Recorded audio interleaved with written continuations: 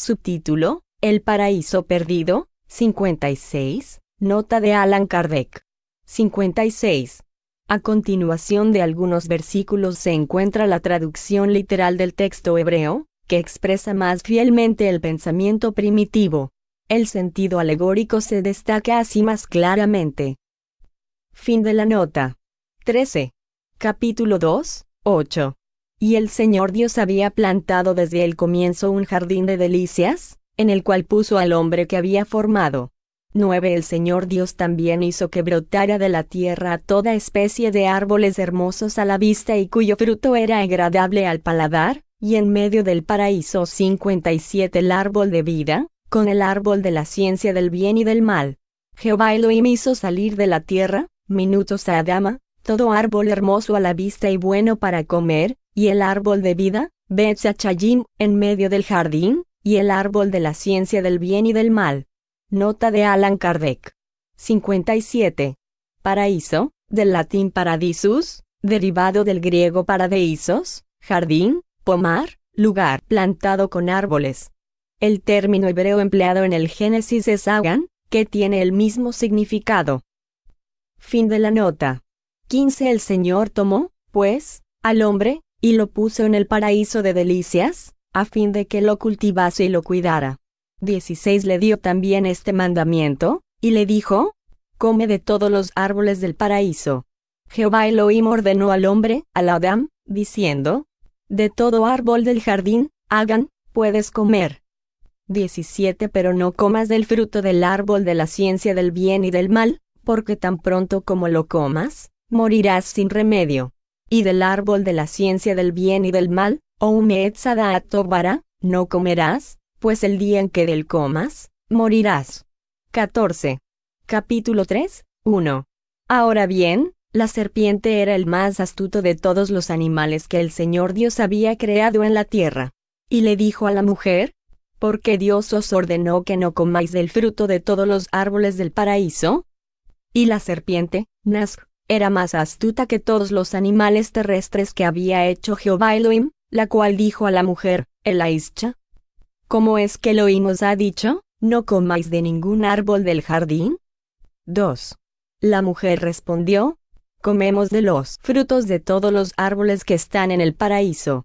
Dijo ella, la mujer, a la serpiente: ¿podemos comer del fruto, mi peri, de los árboles del jardín? 3. Pero del fruto del árbol que está en medio del paraíso, Dios nos ordenó que no comiésemos de él, y que no lo tocásemos, para que no corramos peligro de muerte. 4. La serpiente replicó a la mujer: de ninguna manera moriréis. 5. Es que Dios sabe que, tan pronto como hayáis comido de ese fruto, vuestros ojos se abrirán y seréis como dioses, conocedores del bien y del mal. 6. La mujer consideró entonces que el fruto de aquel árbol era bueno para comer, que era apetecible y agradable a la vista. Y, tomando de él, lo comió, y se lo dio a su marido, que también comió. La mujer vio que el árbol era bueno como alimento y que era deseable para comprender, leaskil, y tomó de su fruto, etc. 8. Y como oyeron la voz del Señor Dios, que se paseaba a la tarde por el paraíso, cuando sopla una brisa suave, ellos se retiraron hacia el medio de los árboles del paraíso, a fin de ocultarse de delante de su presencia. 9. Entonces el Señor Dios llamó a Adán, y le dijo: ¿dónde estás? 10. Adán le respondió: oí tu voz en el paraíso y tuve miedo, porque estaba desnudo, por eso me escondí. 11. El Señor le respondió: ¿y cómo supiste que estabas desnudo? ¿Acaso porque comiste el fruto del árbol del cual yo os prohibí que comieseis? 12. Adán le respondió: la mujer que me diste por compañera me mostró el fruto de ese árbol, y comí de él. 13. El Señor Dios dijo a la mujer: ¿por qué hiciste eso? Ella respondió: la serpiente me engañó, y comí de ese fruto. 14. Entonces el Señor Dios dijo a la serpiente: por haber hecho eso, serás maldita entre todos los animales y todas las bestias de la tierra, andarás sobre tu vientre, y comerás tierra todos los días de tu vida. 15. pondré enemistad entre ti y la mujer, entre su raza y la tuya. Ella te aplastará la cabeza, y tú tratarás de morderle el talón. 16. Dios dijo también a la mujer: habré de afligirte con muchos males durante tus embarazos, parirás con dolor, estarás bajo la dominación de tu marido y él te dominará. 17. Dijo a continuación a Adán: ¿por qué has escuchado la voz de tu mujer, y has comido del fruto del árbol que te prohibí que comieses? La tierra te será maldita por causa de lo que hiciste, y solo con mucho trabajo extraerás de ella con qué alimentarte durante toda tu vida. 18. Ella te producirá espinos y abrojos, y te alimentarás con la hierba de la tierra. 19. Y comerás el pan con el sudor de tu rostro, hasta que vuelvas a la tierra de donde fuiste tomado, porque eres polvo y al polvo volverás. 20. Y Adán dio a su mujer el nombre de Eva, que significa vida, porque ella era la madre de todos los vivientes. 21. El Señor Dios también hizo para Adán y su mujer túnicas de pieles con que los cubrió. 22. Y dijo: he aquí Adán hecho uno de nosotros, en cuanto a conocer el bien y el mal. Evitemos pues, ahora, que él eche mano del árbol de la vida, que tome de su fruto y que, comiendo de ese fruto, viva eternamente. Jehová Elohim dijo: he aquí que el hombre fue como uno de nosotros para el conocimiento del bien y del mal, y ahora él puede extender la mano y tomar del árbol de la vida, Beata Penishlach Yado Belakak Meetzachayim. Comerá de él y vivirá eternamente. 23. El Señor Dios lo hizo salir del jardín de delicias, a fin de que fuese a trabajar en el cultivo de la tierra de donde fue tomado. Y habiéndolo expulsado, colocó querubines 58 delante del jardín de delicias, los cuales hacían brillar una espada de fuego, para guardar el camino que llevaba al árbol de la vida. Nota de Allan Kardec. 58. Del hebreo cherub, querub, buey, y charab, labrar, ángeles del segundo coro de la primera jerarquía, que eran representados con 4 alas, 4 caras y patas de buey. Fin de la nota. 15. Bajo una imagen pueril y hasta ridícula, si nos atuviéramos a la forma, la alegoría a menudo oculta grandes verdades. A primera vista, ¿habrá una fábula más absurda que la de Saturno, el dios que devoraba piedras, confundiéndolas con sus hijos? Con todo, al mismo tiempo, cuánta filosofía y cuánta verdad hay en esa figura, si le buscamos el sentido moral. Saturno es la personificación del tiempo, como todas las cosas son obra del tiempo, él es el padre de todo lo que existe, pero también todo se destruye con el tiempo. Saturno devorando piedras es el símbolo de la destrucción, producida por el tiempo, de los cuerpos más duros, que son sus hijos, puesto que se formaron con el tiempo. ¿Y quién escapa, según esa misma alegoría, a semejante destrucción? Solamente Júpiter, símbolo de la inteligencia superior, del principio espiritual que es indestructible. Esa imagen es incluso tan natural que, en el lenguaje moderno, sin alusión a la antigua fábula, acerca de una cosa que finalmente se deterioró, se dice que ha sido devorada por el tiempo, carcomida, devastada por el tiempo. Toda la mitología pagana no es en realidad más que un gran cuadro alegórico de las diversas caras, buenas y malas, de la humanidad. Para quien busca su sentido, se trata de un curso completo de la más profunda filosofía, como sucede con las fábulas modernas. Lo absurdo residía en que se tomara la forma por el fondo. 16. Lo mismo ocurre con el Génesis, donde se deben hallar grandes verdades morales debajo de las figuras materiales que, tomadas al pie de la letra, serían tan absurdas como si, en nuestras fábulas, tomásemos en sentido literal las escenas y los diálogos atribuidos a los animales. Adán es la personificación de la humanidad, su falta individualiza la debilidad del hombre, en quien predominan los instintos materiales a los que él no sabe resistirse. 59. Nota de Allan Kardec. Está hoy perfectamente reconocido que la palabra hebrea Adán no es un nombre propio, sino que significa, el hombre en general, la humanidad, lo que destruye toda la estructura erigida sobre la personalidad de Adán. Fin de la nota. El árbol, como árbol de la vida, es el emblema de la vida espiritual, como árbol de la ciencia, representa la conciencia del bien y del mal, que el hombre consigue mediante el desarrollo de su inteligencia y de su libre albedrío, en virtud del cual elige entre uno y otro. Resalta el momento en que el alma del hombre deja de ser guiada únicamente por sus instintos, toma posesión de su libertad y asume la responsabilidad de sus actos. El fruto del árbol simboliza el objeto de los deseos materiales del hombre, es la alegoría de la codicia y de la concupiscencia, resume en una sola figura las motivaciones de la tendencia al mal. Comerlo es sucumbir a la tentación. El árbol se yergue en medio del jardín de las delicias para enseñar que la seducción se encuentra en el seno mismo de los placeres, y para recordarnos que, si el hombre da preponderancia a los goces materiales, se aferra a la tierra y se aparta de su destino espiritual. 60. Nota de Allan Kardec. 60. En ninguno de los textos el fruto está especificado como manzana, palabra que solo se encuentra en las versiones infantiles. El término del texto hebreo es peri, que tiene las mismas acepciones que en francés, sin la determinación de la especie, y puede ser tomado en sentido material, moral, alegórico, en sentido propio y figurado. Para los israelitas no existe una interpretación obligatoria. Cuando una palabra tiene varias acepciones, cada uno la interpreta como quiere, toda vez que la interpretación no sea contraria a la gramática. El término peri fue traducido en latín por malum, que se aplica tanto a la manzana como a cualquier otra especie de frutos. Deriva del griego melon, participio del verbo melo, interesar, cuidar, atraer. Fin de la nota.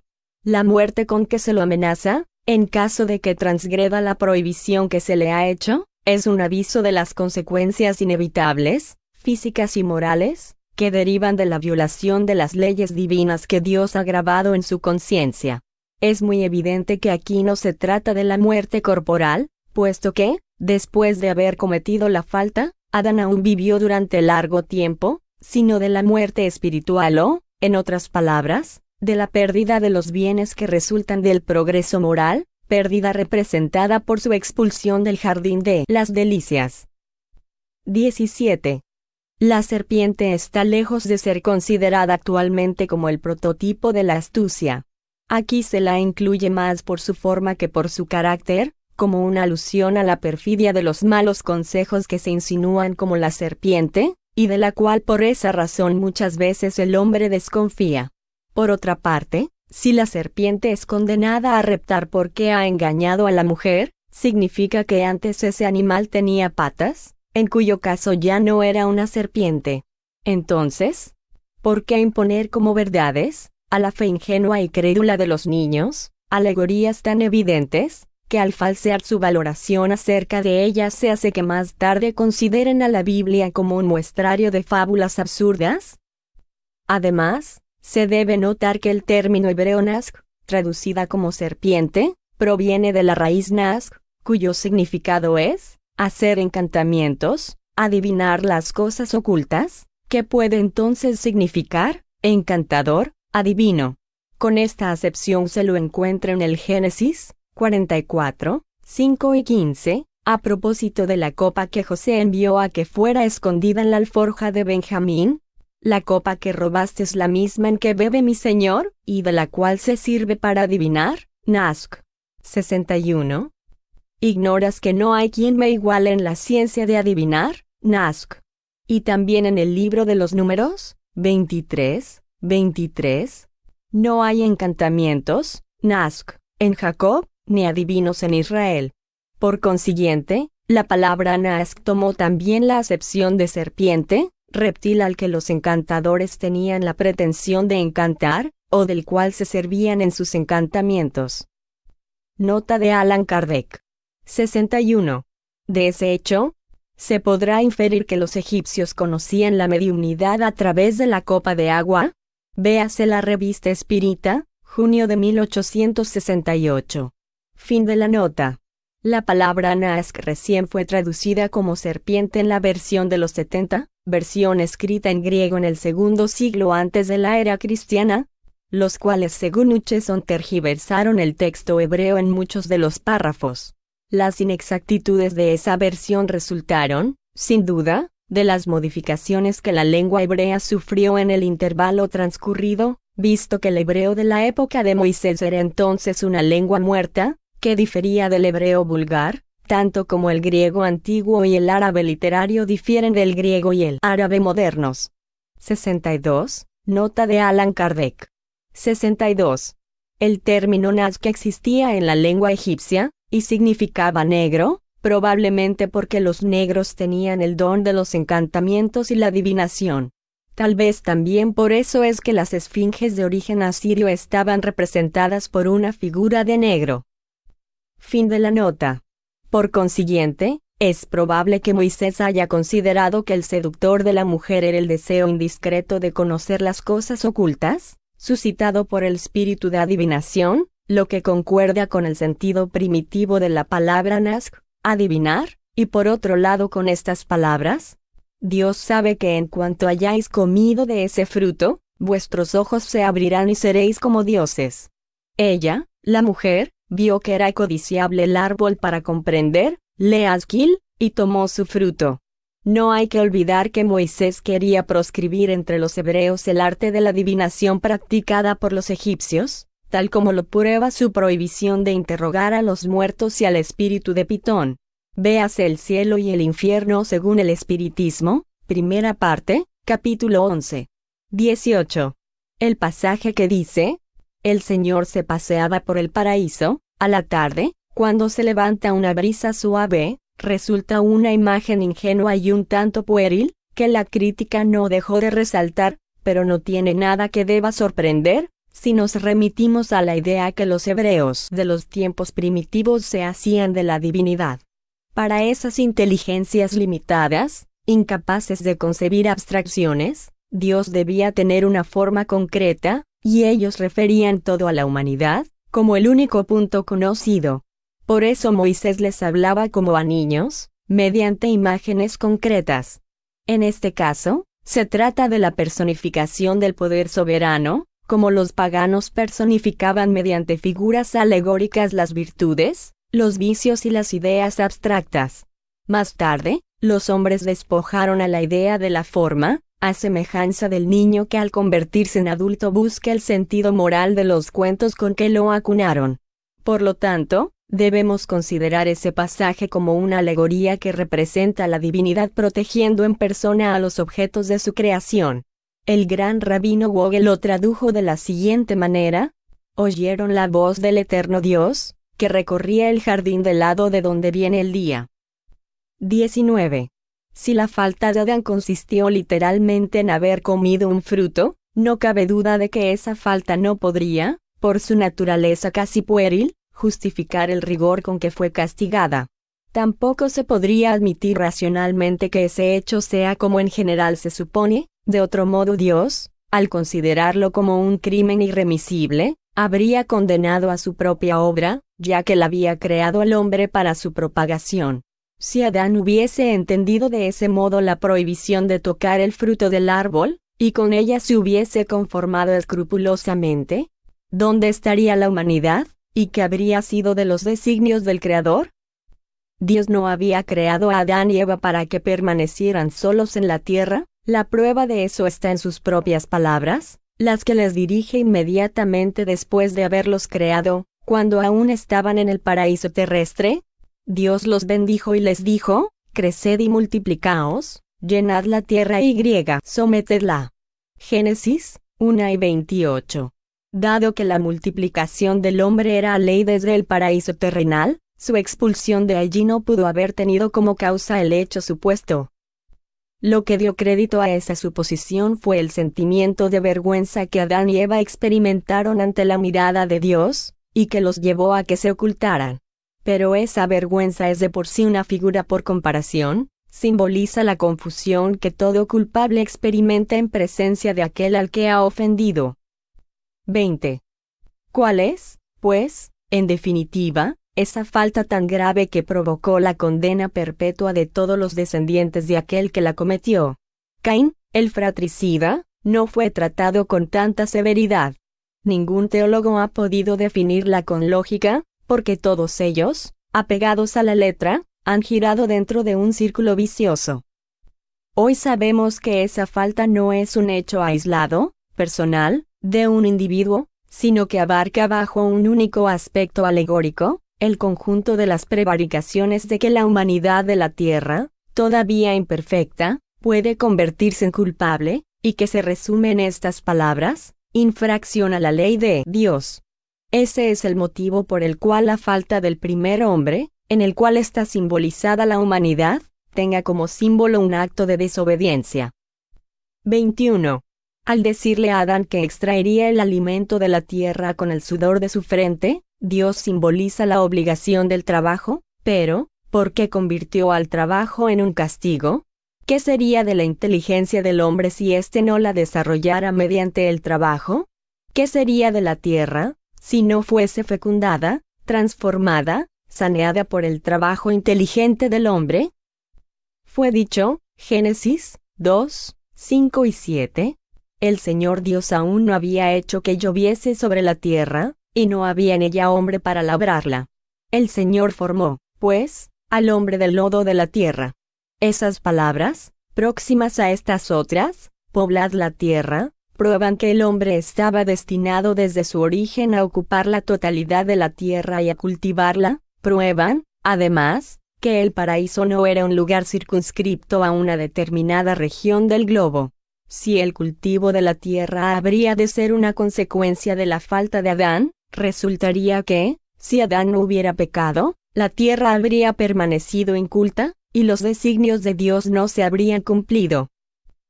Porque Dios le dijo a la mujer que pariría con dolor debido a que había cometido una falta. ¿Cómo puede el dolor del parto ser un castigo, cuando es un efecto del organismo, y cuando está probado fisiológicamente que es inevitable? ¿Cómo puede constituir un castigo algo que se produce según las leyes de la naturaleza? Eso es lo que los teólogos todavía no han explicado, ni podrán hacerlo mientras no abandonen el punto de vista en que se han colocado. Con todo, aquellas palabras que parecen tan contradictorias tienen una justificación. 22. Observemos, en primer lugar, que si las almas de Adán y Eva hubiesen sido sacadas de la nada en el preciso momento de la creación de sus cuerpos, como todavía se enseña, la pareja debía carecer de experiencia en todas las cosas, debía por lo tanto ignorar lo que es morir. Ya que los dos estaban solos en la tierra, al menos mientras vivieron en el paraíso terrestre, no habían presenciado la muerte de nadie. ¿Cómo, entonces, habrían podido comprender en qué consistía la amenaza de muerte que Dios les hacía? ¿Cómo habría podido comprender Eva que parir con dolor sería un castigo, visto que como acababa de nacer a la vida, jamás había tenido hijos y era la única mujer que existía en el mundo? Por consiguiente, las palabras de Dios debían carecer de sentido para Adán y Eva. Recién salidos de la nada, no podían saber cómo ni por qué habían surgido allí, no podían comprender ni al Creador ni el motivo de la prohibición que se les imponía. Sin experiencia alguna acerca de las condiciones de la vida, pecaron como niños que actúan sin discernimiento, lo que vuelve todavía más incomprensible la terrible responsabilidad que Dios hizo pesar sobre ellos y sobre la humanidad entera. 23.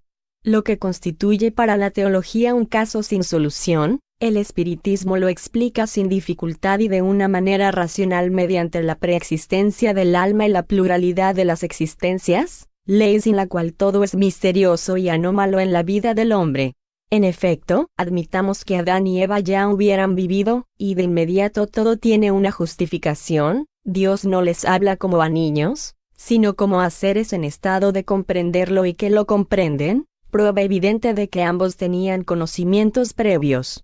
Admitamos, además, que hubiesen vivido en un mundo más adelantado y menos material que el nuestro, donde el trabajo del espíritu sustituía al del cuerpo, que por haberse rebelado contra la ley de Dios, representada en la desobediencia, hubiesen sido excluidos de allí y exiliados como un castigo en la tierra, donde el hombre, por la naturaleza del globo, está obligado a un trabajo corporal, y entonces reconoceremos que Dios tenía razón cuando les dijo, en el mundo al que iréis a vivir de ahora en adelante. Cultivaréis la tierra y de ella extraeréis el alimento con el sudor de vuestra frente, y a la mujer parirás con dolor, porque esa es la condición de ese mundo. Véase el capítulo 11, numeral 31 y siguientes. De tal modo, el paraíso terrenal, cuyos vestigios han sido buscados infructuosamente en la tierra, era la imagen del mundo feliz donde Adán había vivido o, más bien, donde había vivido la raza de los espíritus que él representa. La expulsión del paraíso marca el momento en que esos espíritus vinieron a encarnar entre los habitantes de nuestro planeta, y el cambio de situación fue la consecuencia de esa expulsión. El ángel armado con una espada llameante, que defiende la entrada al paraíso, simboliza la imposibilidad en que se encuentran los espíritus de los mundos inferiores de penetrar en los mundos superiores antes de que lo merezcan por su purificación. Véase, más adelante, el capítulo 14, numeral 8 y siguientes. 24. Caín, después del asesinato de Abel, responde al Señor: mi iniquidad es demasiado grande para que se me pueda perdonar. Me expulsáis hoy de sobre la tierra, y yo iré a ocultarme de vuestra presencia. Seré un fugitivo y un vagabundo en la tierra, y entonces cualquiera que me encuentre me matará. El Señor le respondió: no, eso no sucederá, porque quien mate a Caín será castigado duramente. Y el Señor puso una señal sobre Caín, a fin de que quienes pudieran encontrarlo no lo matasen. Habiéndose retirado de delante del Señor, Caín quedó deambulando por la tierra, y vivió en la región oriental del Edén. Conoció Caín a su mujer, la cual concibió y parió a Enoc. Él construyó, Valle y Boner, literalmente, estaba construyendo, una ciudad a la que llamó Enoc, Enoquia, del nombre de su hijo. Génesis 4 y 13 a 17. 25. Si nos atuviéramos a la letra del Génesis, llegaríamos a las siguientes conclusiones. Adán y Eva estaban solos en el mundo después de su expulsión del paraíso terrenal. Posteriormente tuvieron los dos hijos, Caín y Abel. Ahora bien, luego de que Caín se retiró a otra región después de haber asesinado a su hermano, no volvió a ver a sus padres, quienes de nuevo quedaron solos. Solo mucho más tarde, a la edad de 130 años, Adán tuvo su tercer hijo, que se llamó Septiembre, luego de cuyo nacimiento vivió aún, según la genealogía bíblica, 800 años, y engendró más hijos e hijas. Por consiguiente, cuando Caín fue a establecerse al oriente del Edén, solamente había en la tierra 3 personas, su padre, su madre y él, que quedó solo, por su lado. Sin embargo, Caín tuvo mujer y un hijo. ¿Qué mujer podía ser esa, y dónde habría podido él desposarla? El texto hebreo dice, él estaba construyendo una ciudad, y no, él construyó, lo que indica una acción presente y no posterior. Pero una ciudad presupone la existencia de habitantes, visto que no sería por presumir que Caín la hiciera para él, su mujer y su hijo, ni que pudiese edificarla solo. Por lo tanto, de esa narración debemos inferir que la región estaba poblada. Ahora bien, no podía serlo por los descendientes de Adán, que por entonces estaban reducidos a uno solo, Caín. Por otra parte, la presencia de otros habitantes se destaca igualmente de estas palabras: seré un fugitivo y un vagabundo, y cualquiera que me encuentre me matará, así como de la respuesta que Dios le dio. Porque Caín temía que alguien lo matase, ¿y qué utilidad tendría la señal de que Dios le puso para preservarlo, si no habría de encontrar a nadie? Ahora bien, si había en la tierra otros hombres además de la familia de Adán, significa que esos hombres estaban allí antes de él, de donde se deduce esta consecuencia, extraída del texto mismo del Génesis: Adán no es el primero ni el único padre del género humano. Véase el capítulo 11, numeral 34. 63, nota de Allan Kardec. 63. Esta idea no es nueva. Lapeyre, sabio teólogo del siglo XVII, en su libro Preadamitas, escrito en latín y publicado en 1655, extrajo del texto original de la Biblia, adulterado por las traducciones, la prueba evidente de que la tierra estaba habitada antes de la venida de Adán. Esa es la opinión actual de muchos eclesiásticos ilustres. Fin de la nota. 26. Hacían falta los conocimientos que el espiritismo suministró acerca de las relaciones del principio espiritual con el principio material, acerca de la naturaleza del alma, de su creación en estado de simplicidad y de ignorancia, de su unión con el cuerpo, de su indefinida marcha progresiva a través de sucesivas existencias y a través de los mundos, que son otros tantos escalones en el camino del perfeccionamiento, acerca de su gradual liberación de la influencia de la materia mediante el uso del libre albedrío, de la causa de sus inclinaciones buenas o malas y de sus aptitudes, del fenómeno del nacimiento y de la muerte, de la situación del espíritu en la erraticidad y, finalmente, acerca del porvenir como premio a sus esfuerzos por mejorar y de su perseverancia en el bien, para que se hiciese la luz sobre todos los aspectos de la génesis espiritual.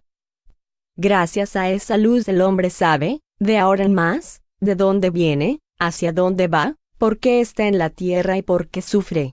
Sabe que su porvenir está en sus manos, y que la duración de su cautiverio en este mundo depende exclusivamente de él.